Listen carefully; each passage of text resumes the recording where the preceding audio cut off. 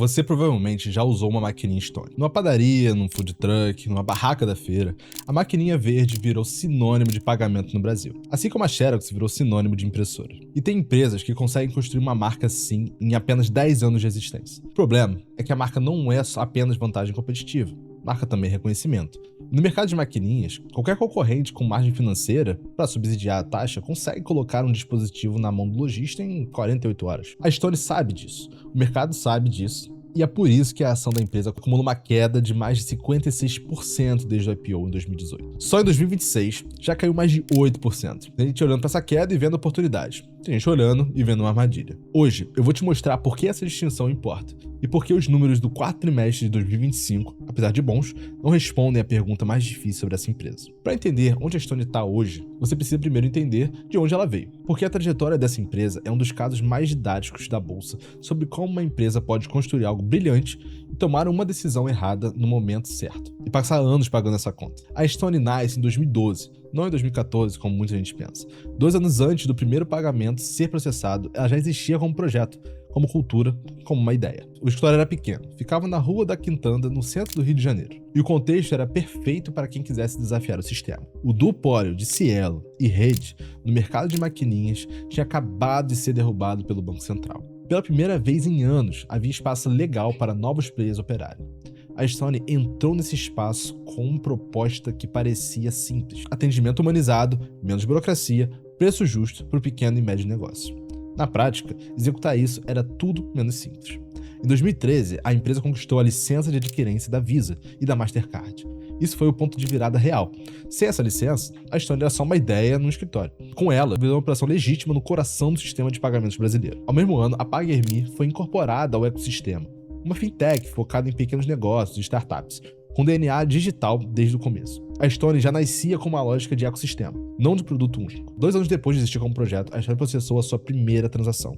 Em 2014, a empresa finalmente está no mercado, oferecendo taxas menores que a Cielo e Rede, com atendimento que os grandes players simplesmente não tinham interesse em oferecer para o pequeno lojista. Em 2015, veio uma decisão que eu considero subestimada na história da Stone: a criação dos polos regionais. O primeiro foi em Cabo Frio, na região dos lagos aqui no Rio de Janeiro. A lógica era simples e poderosa. Se o diferencial da empresa era o atendimento humanizado, ela precisava estar perto do cliente. Não só nas capitais, não só nas grandes metrópoles. Também foi nesse ano que a empresa investiu na Equals, maior empresa de conciliação financeira do Brasil à época. Mas o tijolo construindo seu ecossistema. Já em 2016, a Stone comprou a operação brasileira da Elavon, uma credenciadora americana. Com essa aquisição, saiu de uma empresa pequena para se tornar uma quarta maior player de adquirência do Brasil. Num setor dominado por 2 gigantes, ser o quarto maior não parece muito, mas foi o suficiente para mostrar que a Stone tinha uma musculatura real e podia incomodar os grandes. Também em 2016, os Green Angels, como eram chamados os consultores de atendimento da Stone, fizeram sua primeira ordem de serviço. O modelo de campo, humano, presencial, começava a ganhar escala. Em 2017, a empresa reuniu todas as marcas e empresas do ecossistema sob um guarda-chuva único e se tornou oficialmente a Stone Company, conhecida também como Stone Co. Nesse momento, ela já tinha quase 3 mil funcionários e mais de 130 mil clientes. E foi nesse ano também que o Banco Central autorizou a operar como uma credenciadora independente, sem precisar de banco parceiro para fazer seus serviços. Foi a primeira entidade não bancária a receber essa autorização no Brasil, um marco simplesmente histórico. Em outubro de 2018, quase 200 pessoas se reuniram em Nova York para tocar o sino da Nasdaq. O IPO foi um sucesso. A ação estreou valendo bilhões na bolsa. O primeiro cliente da Stone, um homem conhecido internamente como Mineiro, estava lá para apertar o botão.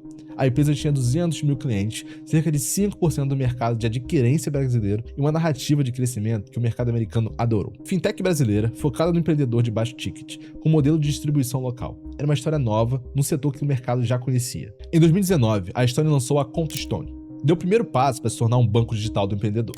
Também foi o ano da primeira campanha nacional de televisão aberta, posicionando a marca como referência para quem tem um negócio. A narrativa que vinha sendo construída desde o escritório na Rua da Quintanda alcançava o horário nobre da TV brasileira. Em 2020, foi o ano que mais diz sobre a ambição da Stone. Em plena pandemia, a empresa fez 3 movimentos simultâneos. Primeiro, o Tom, uma parceria com o Grupo Globo para criar uma marca focada em autônomos e microempreendedores. Uma maquininha ainda mais simples, barata, que está na base da nossa pirâmide. Segundo, o crédito. A Stone lançou seu produto de crédito para as pessoas jurídicas. A empresa admite, no próprio site, que esse foi um dos maiores desafios que enfrentaram até hoje. Spoiler, ela estava certa. Terceiro, a Lynx. A Stone anunciou a aquisição da Lynx, líder em software de gestão do varejo no Brasil. uma empresa completamente diferente em cultura, cliente e modelo de negócio. Em 2021, depois de 10 meses da espera pelo aval do CAD, a Lynx passou a fazer parte do ecossistema Stone. A empresa chegou a 750 mil clientes e 15 mil funcionários. Só que em 2021 também trouxe um problema regulatório relevante. Uma mudança nas regras das registradoras de recebíveis afetou diretamente a operação de crédito da Stone. A empresa precisou suspender o produto e isso obviamente não estava no seu script. Em 2022, a Stone completou 10 anos. Lançou o TapTone, que transforma o celular em maquininha via tecnologia NFC. Novamente fez barulho no mercado. Em 2023, estampou sua marca no BBB e na Fórmula 1. Chegou a 3,3 milhões de clientes. Retomou o crédito, inaugurou seu polo número 400 e lançou o cartão de crédito Stone e débito Tom. Por fora, era uma empresa crescendo em todas as frentes. Mas por dentro, a integração com a Lynx seguia travada. O produto de software não entregava o cross-selling prometido, e o CDI alto pressionava as margens da empresa e o seu spread de crédito. Em 2024, a Stone atingiu 4 milhões de clientes. Entrou no ranking das marcas brasileiras mais valiosas da Interbrand. No papel, era um ano de maturidade. No balanço, foi o ano do impairment. 3,55 bilhões de redução no valor recuperável do ágio da Lynx. Prejuízo líquido contábil de 1,5 bilhão de reais.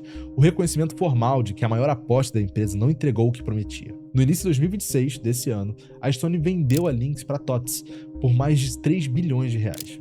Entrou com 6 bilhões, saiu com 3 bilhões. Perdeu metade do investimento e ainda assim a decisão foi celebrada pelo mercado, porque pelo menos a empresa parou de sangrar capital num ativo que não era o seu negócio, não era o núcleo do seu negócio. Pedro Zinner, o CEO que conduziu a reestruturação, passou o comando para Matheus Scherrer e deixou a empresa mais enxuta que encontrou.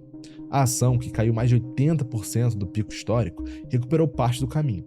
Subiu 38% em dólar nos últimos 12 meses.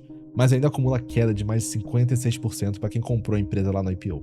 Essa é a linha do tempo da Stone. Agora vamos entender o que os números dizem sobre onde a empresa vai parar a partir daqui. Os último trimestre do ano passado são bons, e isso é parte do problema. O lucro líquido ajustado das operações continuadas foi de 7,7 milhões no trimestre, alta de 12% ano contra ano. O earnings per share, que é o lucro por ação ajustado, subiu de R$ 2,26 para 2,87. O ROI, que é o retorno sobre patrimônio, chegou a 26%. São números que isolados parecem excelentes. E são.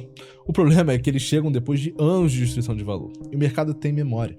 A diferença entre o crescimento do lucro de 12% e um crescimento do lucro por ação de 27% vem das recompras de ações. O número de ações em circulação caiu mais de 13% em relação ao ano anterior, 2024. Em 2025, a Stone distribuiu 3 bilhões de reais via recompras. Em 2026, planeja mais de 2 bilhões de reais também em recompras ordinárias. Mais os 3 bilhões da venda da Lynx, que vão ser devolvidos aos acionistas.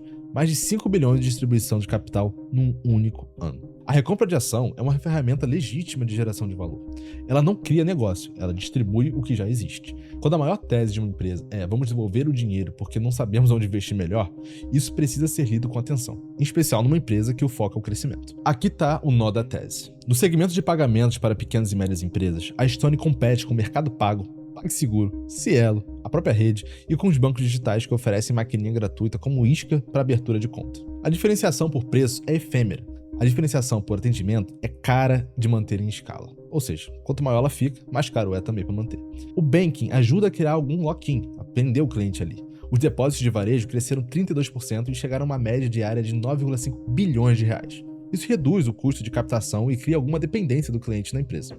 O TPV do segmento de micro e pequenas empresas foi de 135 bilhões no trimestre, alta de 15%, e 41% dos clientes já usavam os serviços bancários da Stone de forma intensa, contra 37% do ano anterior, uma melhora considerável nos fundamentos do negócio. Mas a conta digital de pequeno empreendedor não é conta de pessoa física no banco tradicional. A rotatividade é alta e o custo de troca é muito baixo. Se ele quiser trocar de banco, ele troca facilmente. A carteira de crédito chegou a 2,8 bilhões de reais, um crescimento de 23% em relação ao trimestre anterior. A taxa cobrada é em torno de 20% ao mês. E esse spread compensa o risco, mas é a taxa que o Mercado Pago e outros concorrentes também praticam, sem muita diferenciação. Crédito para pequenas e médias empresas é mais uma frente de competição, não um diferencial exclusivo da Stone, pelo menos não mais. O NPL acima de 90 dias, que é o quanto as pessoas estão atrasando ali os seus pagamentos, subiu de 2,47% para 3,12% nos últimos 12 meses. As provisões foram de 110 milhões de reais no trimestre, alta de 312% em relação ao mesmo período do ano anterior. A empresa mantém um índice de cobertura de 264%, o que é alto, mas a carteira ainda é pequena. Se ela chegar a 10 ou 15 bilhões de reais nos próximos anos, Um NPL de 3% vira um problema de outra magnitude. A Stone projeta um lucro por ação de 7,2 a 8,3 para 2026 e de 11,8 a 13,4 para 2027. Quase dobrar o lucro por ação em 2 anos é uma promessa grande. Ela depende do crescimento do banking, expansão da carteira de crédito com inadimplência controlada, taxa de imposto favorável via lei do bem e continuidade das recompras.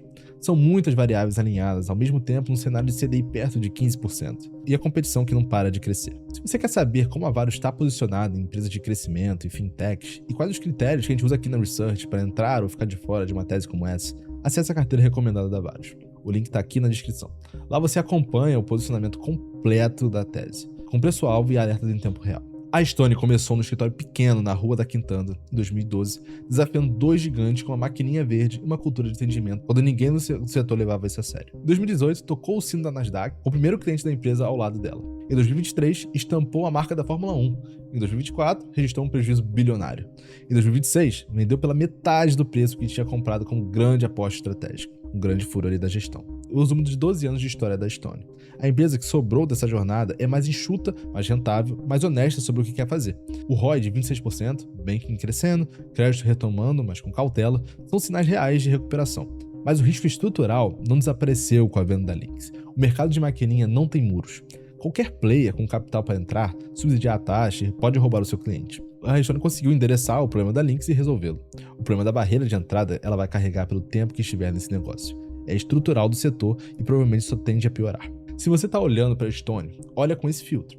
A recuperação começou, a tese tem fundamento específico, mas comprar uma ação que subiu 38% em dólar nos últimos 12 meses, depois de cair mais de 56% desde o IPO, num setor sem barreiras de entradas sólidas, existe uma convicção de que vai além do ROI trimestral e do lucro por ação. Se esse conteúdo te ajudou a enxergar a empresa com mais clareza, deixa o like, compartilha com alguém que está de olho na Stone e se inscreve no canal. Na Varo Consultoria, a gente aprofunda esse tipo de análise com seu portfólio na mesa.